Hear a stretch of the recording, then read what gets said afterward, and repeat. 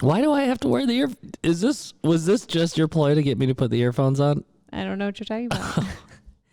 Listen, I need some measure of control in this. Wow. Okay, and so there's the spoiler topic alert. of the day. Yeah. Yeah. So, hey, welcome to What Now with Anna and Eric. I am going to turn this way. I am. And just ignore you. I am Anna. What? This is Eric. And today we are talking about one of the best topics that I think really relates to my role in this relationship. Yeah, controlling everything. That is control. I would not say everything. I'm more disappointed in myself for falling for you getting me to put the headphones on. I'm more disappointed in myself right now. My play was so genius. I didn't want to. I know. But why? I don't. So, yeah. Welcome to What Now with Anna and Eric, where feel we're going to talk isolated. about control.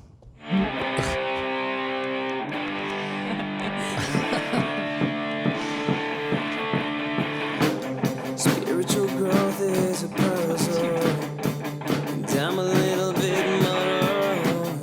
What does discipleship even mean? What now? What now?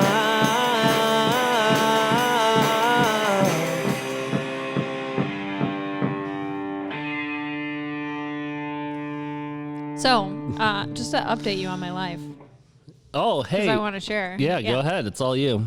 So, we talked about the spider apocalypse a couple weeks ago. Was it a couple weeks ago? It might have been no, a I few think weeks it was, ago. Yeah. Mm-hmm. Yes. So if you missed that because you haven't engaged in our audio podcast and only our video, that would be the episode before our first video episode. We talked about the spider apocalypse. But the point being, so I talked about it that day, right?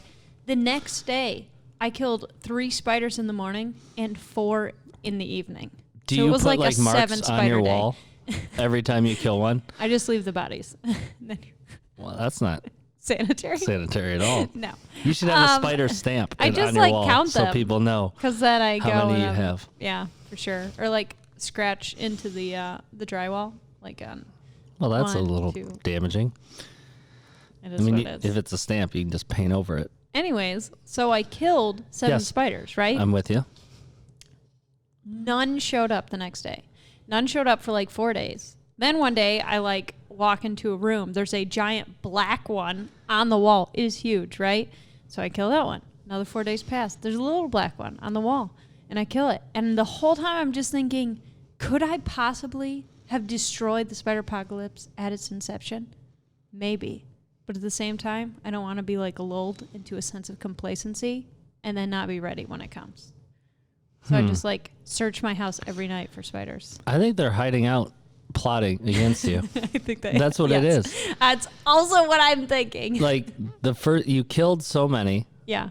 And so then they regrouped and they're like, let's send the big one. And Yeah. so they sent the big one and that didn't work. So then they sent a send the scout big out. one. They sent a scout out. You killed that scout. Oh, but crap, she's still there. Yeah. Don't go out yet. They're regrouping. Yeah. And they're No, going I'm to come thinking back that's in what it full is. force. Well, and the weird thing about spiders, too, is if they, lay their nest, you could kill all the spiders and they will still come back because there's that incubation period. So creepy. Oh, yeah. I think they attack when you sleep, actually. No, for sure. I mean, we've talked about how many are probably crawling, sorry to listeners, crawling into my mouth. Yeah, if you could as you if sleep. you could It's a stay close to the statistic. mic, that would be great because the sound quality when Hello. you do that Hello. is not good. Not good. I was told that these mufflers would solve all audio problems. There you go. And they do. And they do. So much comfort. Yeah, so that's kind of where I'm at right now. Been doing a lot of editing, staying up late nights. Yeah, when's this getting done with? Well, my deadline is Thursday, So tomorrow. yes. So tomorrow, I have to turn it in. Well, Who mostly are you turning it into? it's an agent through whom I attended a webinar. And as part of the cost towards it, you can get a critique on your query letter, your first 5 pages, and then if they like it, they'll ask for your full manuscript. Well, from the class, and really I've heard at different places, there's specific word, a general word requirement for different types of genres. And so for contemporary young adult fiction, which is what my current book is, it's typically between 75 and 85,000 words. Mine was over that by like 20,000. That's a lot of words. So basically, I have spent the last 2 weeks chopping it down. So right now I'm down like 15 of the 20. All right. So I got to make up the other. So are you saying that you submitted the query? The deadline for that is Thursday. But the thing about that is you have to put your word count on the query letter. And so if your word count's really high, it will automatically turn off an agent to... Yeah, so why don't you just put the word count to where it's supposed to be? You're only turning in the first 5 pages. Because integrity, Eric. But you're only turning in the first 5 pages, correct? Yeah. But you still have to put the word count of your whole novel. Okay, so just put down what you're going to get to and then get to it. Why are you worrying about getting to it right now? My moral compass will not allow me to put down an untrue. Besides, I don't know. It's not true yet. Was this like self-fulfilling prophecy? I don't think that's how the word works. So then would you, okay, let's put this into a different sequence. Let's say, for example, that you wanted to buy a car, right? And so you sent out this invitation letter to like, hey, come to my new car party because you know you're going to buy a car. And then you don't buy a car. And then everybody shows up.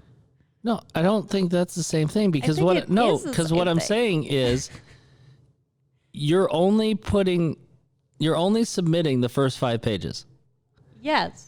And so then if they decide they like it from that first 5 pages, then you turn in the whole thing. Correct? We're going to have to disagree on this one. So I can't do it. So there is a chance that they'd be like, my pass. Ingrained sense of honesty just you know what? Drives me to this point. That was a test. Was it a test? And you passed. Oh, wow. Thank Congratulations. You. Tell me about your life, Eric. You know what? You done anything recently? We are in the fall of 2019. That's true. With no heat. Ooh. Yeah. The Anderson house does not have heat. Wow. Uh-huh. This is the second time that someone has called during the... I forget. I never put it on airplane mode. Like, it just does not If even only occur to somebody me. would have told you that and would have said, hey. If only. Put this on airplane mode. You do it. So, anyways, we were talking about you and your family dying in a blizzard. There's no snow. It's coming, Eric. Well. It's coming. Listen, I feel we're saving on our energy bill. Well, because our heater actually is gas you bill, I think. lose some limbs to frostbite? No, Who cares? so I've made all the minor changes that I could make, but now I believe I've narrowed it down to a gas or gas pressure issue. And I know that is out of my wheelhouse. I am not going to mess with gas because gas goes boom. And That's true. I don't want the house to go boom. It's a true statement. Yeah, so I'm going to look at it again today. Well, So, yeah. If you need if you need some extra blankets. Listen, we got blankets. Blankets. We're good. All right. If everybody's complaining, I got to go take a shower and it's so cold in here, blah, blah, blah. You know, what? So you freeze a little bit. Yeah. Frostbite won't kick in till like December. Oh, well, hopefully it finishes before then. I hope so. If not, I'll bring some firewood. It's now just getting on my nerves because I'm pretty sure I replaced 2 parts that didn't even need replacing. Oh, so. But they're in. Feels wasteful. It's going to be like you're going to have so many new parts, it won't break for eons. No, we're probably going to need a new furnace is what's going to happen. We're probably going to need a whole new heating unit. But I'm trying to take out all those other things. But anyway, yeah, that's what's happening with me. That's all I got. Would you say I would. Isn't it nice to be able to control the heat in a household? You know what? It's freeing not to. It's freeing not to control? Yeah, no control. No control? You know what? We're living off the land. Yeah. No, this leads elements. nicely into the elements. Did you go chop a tree down your backyard? Right. So this leads very nicely into our topic for today. I just thought about that. We have not turned on our fireplace. We could just turn on our fireplace. I was going to ask if you had one, then I was like, there's no way they have one if they haven't used it yet, but... Solving problems. You know what? That's what this podcast is about. There are Listen, moments in my life where I wish I was tips- smart. tips And these are for one of our those moments. listeners, watchers out there. If you are having a heating problem and you have a fireplace, use it. Like that didn't even dawn on me. So as Eric is really walking through this epiphany, Unreal. let's talk about Sunday. Yeah, you know what? All right, I'll talk about it. There you go. You Because just keep- we know I have no idea what's going on in anything. That's okay. Oh, That's, no judgment. man. Fireplace. So we talked about controlling people. And, something I always find is interesting is we talk about like the controlling people in our lives, or we're going to be talking about critical people, needy people, hypocritical people in this series that we're in right now. But to some extent, we all exhibit those same behaviors in ourselves, which is interesting. But yeah, we talked about what do you do with controlling people in your life. And so we talked about different boundaries. We talked about different techniques that you can use, it was very practical in nature. And but ultimately about loving people in your life who are controlling or critical or needy or hypocritical. And I don't remember if we really got into this, but really the fact that we are controlling people. I actually talked to Terry after, and he said one of the things that came out of it is a lot of people came up to him after and said, I realized as you were talking that I was the controlling person, and I didn't even realize that I was a controlling person. So kind of cool. Self-evaluation. Some self-reflection Self-reflection. happened, and then people, changed their ways. So very cool stuff. Some people still manipulate the situation, so people put on their headphones. I don't know what you're talking about. So, Anywho. So here's what I want to bring up, because we're going to be going to this topic about control. And so I think that there's an important, I'm going to call it a moral issue that I think comes up a lot in common conversation. And I think that we need to talk about it. So all right. Here is the question or the premise. All right. Mind control, good or bad? Well, I mean, if you're trying to start a movement that requires a whole society of people, Yeah. mind control could be good, because then you don't have to worry about individual conversations. You can just control the minds of all the people in the village or town or society and get them to do your bidding. So you think it's a good option? Yeah, so I'm thinking evil villain world domination, mind control, probably pretty helpful. Yeah. I mean, I think we see a lot of that in Star Wars, right? A lot of it? It felt like a lot. Yeah. Maybe have a little tolerance. Yeah, every once in a while. But think about it, the good guys and the bad guys used it in Star Wars. Yeah. Darth Vader was throwing out some mind control. Obi-Wan throwing out some mind control. Mind control This all is over the not the place. droid you are looking for. See, look at you See? quoting things. I'm Look at telling me. you. But yeah, Pop culture. So yeah, I think first step, world domination. Perfect the art of mind control. You think I think it can be useful. Yeah. I mean, at least for your subordinates or the people that are working for you. Yeah. Really good to get them on the same page. Yeah. Maybe that's a leadership principle. Mind Maybe control. it is. I mean, technically, that it's personally a skill that I try to really develop. And then for those of you who are watching, you're like, well, I don't know how to do that. I mean, with the Force is a mythical, thing out there. How am I supposed to possibly use mind control? Think about it this way. Eric was not wearing headphones when we started, but he is now. Mind control is possible, you guys. Yes. And on sub point, I'm pretty sure Anna is an evil villain. Okay, we did talk about this last week. I'm but I would like pretty to sure. say no. Yep. No. Wolf in sheep clothing, So- as they say. Okay, so mind control. A good debate, I think, that you could really get into with your neighbor. Talk about it You could. sometime. Look it up on the internet. There are many many opportunities for learning the skill. Actually, this brings up a good point, though. That you shouldn't Because- search things like that on the Yeah, internet. you probably should not look it up. But actually, I remember when I was first learning to communicate to people, we've talked about in previous episodes how I was not naturally socially capable by any means. And so I would look up on the internet how to have conversations with people, right? And you remember that. Yes. You made fun of me for a I while. would never. But so as part of that, I started to learn to develop social skills and learn to develop, like, how do you talk to people? How do you ask them questions? How do you negotiate? How do you compromise? Different things like that. Because I felt like I was starting from ground zero. I just had no idea what I was doing. But as part of that, I began to notice, even to some extent in myself and other people, that if you weren't careful, you could very much manipulate a conversation by using, quote unquote, mind control, basically. By using different, like, social techniques to get somebody to a certain place.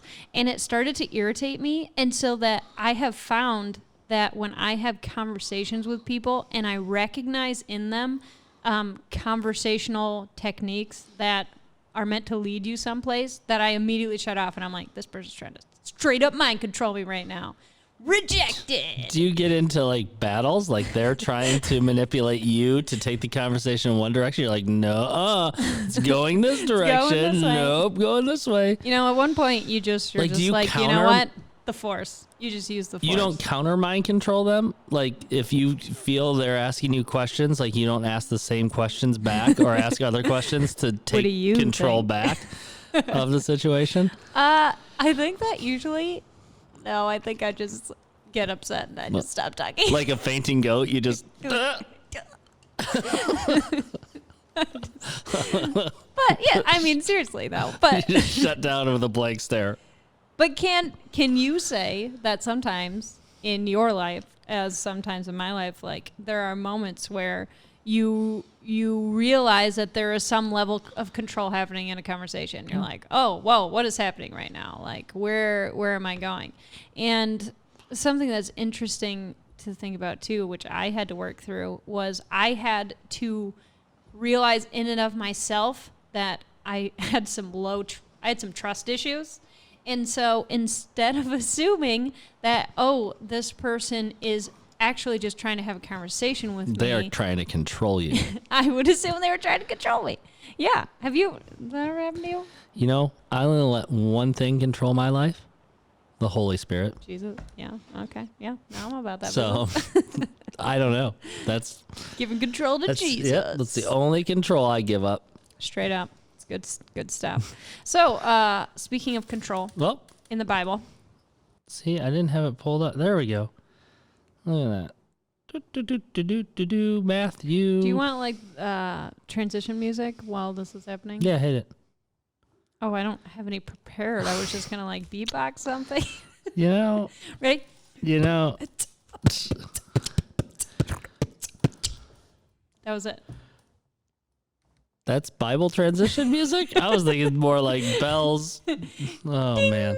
Ding, I'm glad we have. What kind of bells are we talking about? I'm glad like we have editing. Noise? I'm glad we have editing for this. I'm not editing this out. Oh, this better be. This is a musical masterpiece. Because I'm really curious where we're going with this. Okay. I overshot a little bit. It's Matthew 16, and then we go with verse 22. So I said 30-ish. So it is kind of 30-ish. I think you said 32, so I had a 2 in there. Yeah, so there you go. So 22, it says, Peter took him, Jesus, that's him, aside to correct him privately. Mm-hmm. He reprimanded Jesus over and over, saying to him, God forbid, Master, spare yourself. You must never let this happen to you. Yeah. Jesus ain't having any of that business.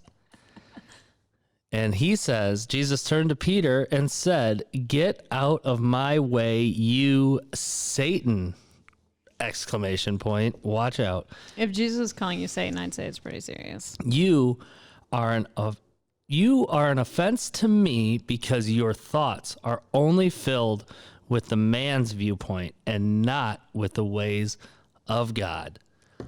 Mic drop. Boom. Boom. Mm-hmm. Peter controlling the situation, saying, listen, dude, you're kind of a big deal. what are you doing? This whole death, resurrection thing. Yeah. Come on now. You're supposed to be king. You're supposed to be great. You don't have to die to do that. We got this. We got your back. And Jesus says, God has a purpose and a plan, and I'm following that plan. So back up off me. Yeah. Well, actually, this does tie into one of the points that Terry made, which is when a technique for basically making sure that you're not allowing people to control you is to know who you are in Jesus and God's plan for your life, so that when you are solidified in that, you can really differentiate between what you should be doing and what you could be doing. Well, and that's the thing, is I think Jesus is secure in knowing God's plan and purpose for his life. And what's really cool is when you look at Scripture and you know how it ties in, you have to understand that this isn't Jesus's first rodeo. This isn't the first time he's been confronted with this type of conversation, because as soon as he was baptized, he was taken out to the desert and he was tempted by Satan over and over again, saying, listen, if you are who you say you are, do this. If you're hungry, do this. If you're so big and bad, do this. And he kept saying, no, it's God's will. No, this is God. God's greater than anything you can put in front of me. Yeah. And Peter takes him aside and says, hey, look you don't have to die. You don't have to do this thing God's telling you to do. We've got this. Look at all these people that are following you. Look how great you are. I can't wait to be in power with you, and we've got this. Yeah. And you got to think that Jesus is like, wait a second. I've tried to be controlled like this before. People have tried to do this. We're not going down this road again. I'm standing up for what I believe is my plan and my purpose that God has put in front of me. Yeah.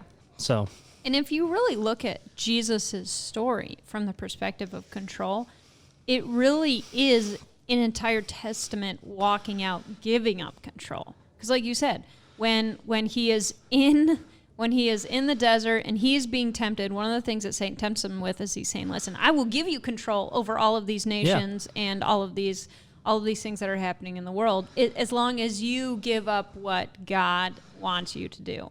And then again with Peter, and then again when he is in the Garden of Gethsemane, it is like the night that he's going to be taken away to be killed, and Jesus says, and he's praying, he's saying, not my will, God, but yours. Like, if it can be taken away with me, yeah, but otherwise I am giving you control.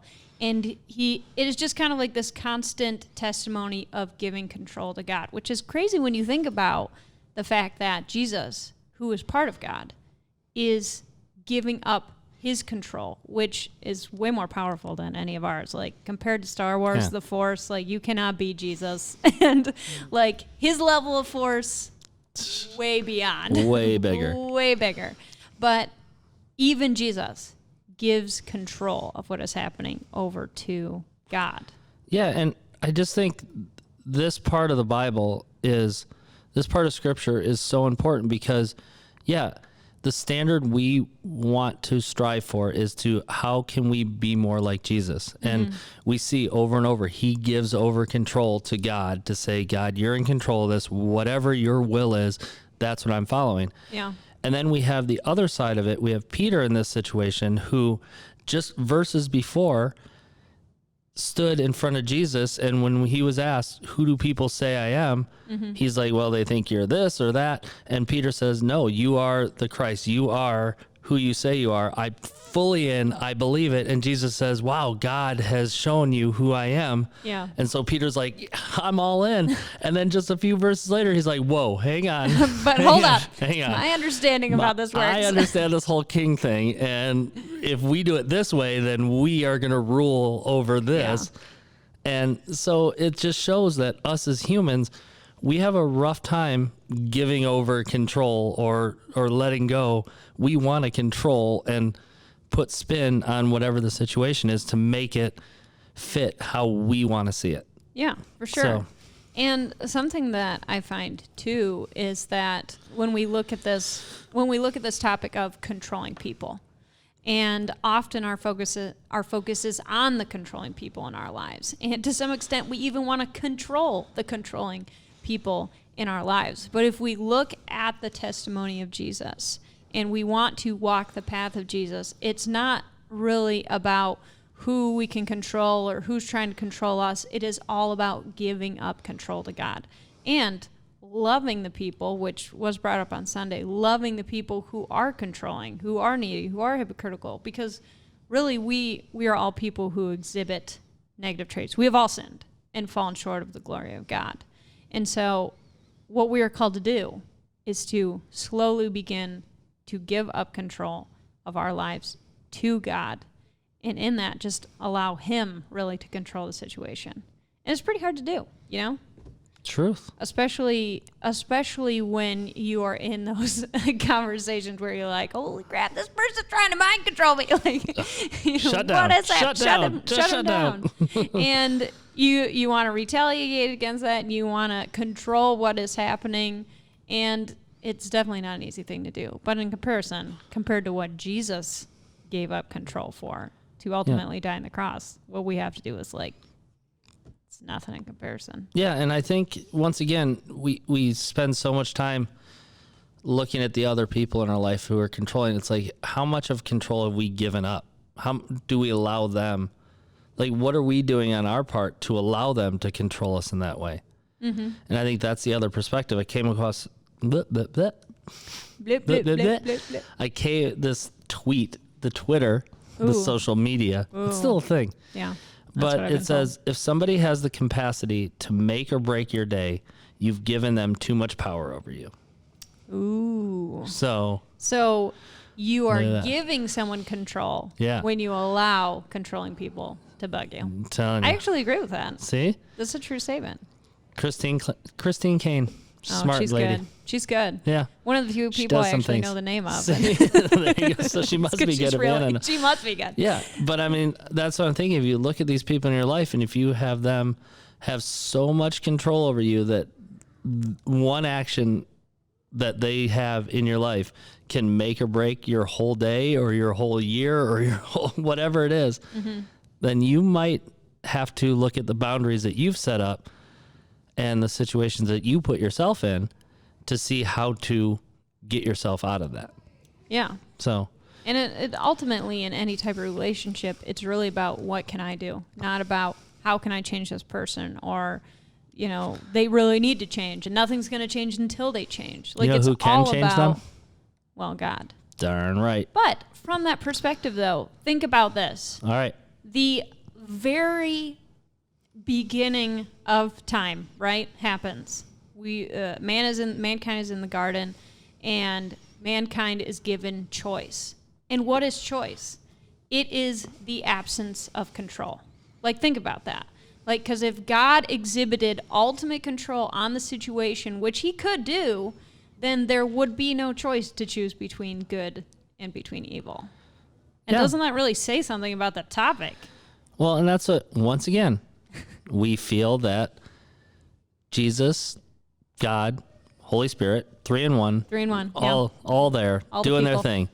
Our goal is to be as much like Jesus as we possibly can. Uh-huh. So if we look at it, even God, who has the ability to control everything, he created everything, he can control everything. He still said, you know what? I am not going to control these people in such a way that I take away free will or I take away choice. Yeah. I am going to give them. So, that's crazy. Yeah. And so even that, he knew you have to think that God knew how this was going to play out. Yeah. And every time we screwed it up, he still said, I am not going to control the situation in such a way that I take away their ability to choose, their ability to go their own way, to make their own decisions. Yeah. I am still going to allow them to do that. Mm-hmm. So why would we want to control a situation in such a way that took away the opportunity for other people to make choices or to have an opinion or to move in the direction that God's calling them to move? Yeah, for sure. And I think we can, as far as like next steps, what now? Throw in a little bit of self-reflection in there. Give up. Wow. Wait, no. Is that not a... No. Well, add control on the end and it's fine. Just give up. Give up control. But I think something that can be important is to look very closely at our relationships, to have that moment of self-reflection. Because if we look at it from a broad perspective, like I wouldn't say, oh yeah, I'm a controlling person. But if we look at it from a relational perspective, Then okay, I Eric feel- says that I am. I feel a little... But if I look intently at it and I look at our podcast relationship, yeah, maybe I need to give up control a little bit in that. in Like that you are perspective. hugging that soundboard right now. Don't touch it. Yeah, exactly. Keep your fingers Like, away. it is so incredibly far away I from keep me. moving. It is Like I'm only surprised you have not inches- set it on the floor. inches from Yes. the edge. Next week, maybe. If you try to touch it, you don't know what's going to go down. So, yeah. All right. So what now, Anna? What now? What am I going to do about all these controlling people in my life? You. What? Here's what I would have to say. Look at your relationships. Yes. And ask yourself, how can I change? Am I being controlling? And in that sense, what do? I change me.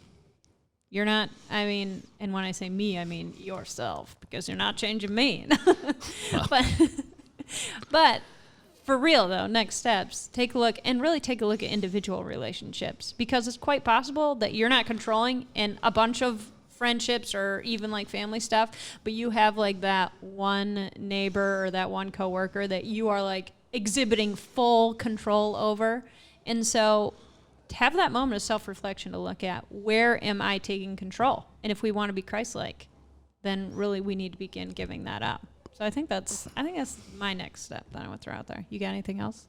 No, I like that. Yeah? I like what you're doing. I like what you're doing here. You're controlling the narrative. Controlling the narrative. There's a lot of control that's happening. Later I'm going to edit and control what people yeah. hear and see. Yeah. And all good things. All good things. Yeah. Self-reflect. Look at your relationships and ask yourself, what can I do to change and to give up control? Because even Jesus, even God, did not take control. So what am I? So here you go. I'm going to give you a question because you're the mastermind. You ready? Yes. So we'll see. Mastermind of mind control. But now, what if I feel like I'm in a relationship or in a situation or in a friendship, whatever you want to call it, and I'm feeling like, man, I am just being controlled in a way. This is a controlling person. I don't know how to deal with it. It's hurting me. It's damaging me.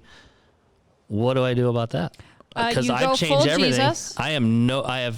I'm giving up control. Everybody, I've given up control, but now I'm being controlled. Yeah. So What am I I gonna think do? in the situation you go full Jesus and you're like, get behind me, Satan. Full Jesus. Yes, full Jesus. Just talk to the hand. Don't even. But actually, Eric said something very fun when we were discussing this earlier this morning. And so he's describing this narrative moment between Jesus and Peter. And he's like, and Peter says this, and Jesus like, I'm putting you in time out. You Yeah. are going to go into that corner, and I'm going to go talk to the other guys, but you just got to stay here. You look at, once again, maybe it's just how my mind works, but I get a picture of what's going on.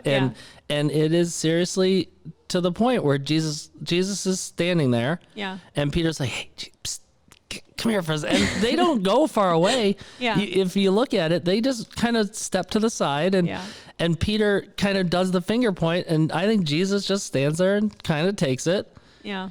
And then he lays into him. And it's like, and now you're going to sit here, and now I'm going to tell the disciples why they need to be more like me, and you're going to listen because you came over and you came at me. Yeah. Laying That down ain't some happening. control. So you sit here, and I'm going to tell the disciples what I really think. And he had to sit there and listen. Yeah. He'd be like, okay, I get it. I get it. So, from the perspective of Jesus in the story, he created some space. Yep. Right? And he created some clarification, and he still loved Peter. And I think that as far as what we can do, sometimes we need to create some space between us and controlling people. Sometimes we just need to create some clarification because people don't know they're being controlling. And ultimately, we need to love people so that even when the space doesn't work and even when the discussion doesn't work, we are still acting Christ-like towards those people in our lives. Anna, Jesus. Great job. Jesus. I'm proud of you. I'm proud of you. I'm glad I put my headphones You on. can take those off. It's Nope, fine. I'm not gonna ever. I think I'm gonna wear these the rest of the day. So think about that. What is your next step? And next week we're going to be talking about another type of people, critical people. And I got lots of fun things to say about that. Oh, do you know who's speaking this weekend? No idea. No? Probably Surprise guest? Probably Oh, man. like a gnome or like a an elf character. I'm just throwing things out. It's gonna be Anna. It could be anyone. On Sunday. It could be anyone. It's gonna be awesome. It's gonna be awesome. But tune in next week, and we look forward to seeing you. And we're not gonna see you. We look forward to you seing us. Yeah, and you might see us. I don't know. Or Now that just you know what we listen to look us. like. Now that Yeah. you know what we look like, you might. Switch to audio. Wow. I don't. Ouch. No. So that means next week we're talking about critical people. I can do the Sunday recap because you're speaking, and I can you be. can critique me. Oh, this is gonna be awesome. So worried. Don't screw it up, Anna. So, thank you for listening to What Now with Anna and Eric. Yep. I am Anna, I'm still Eric. and we look forward to seeing you next week on What Now with Anna and Eric. Boom.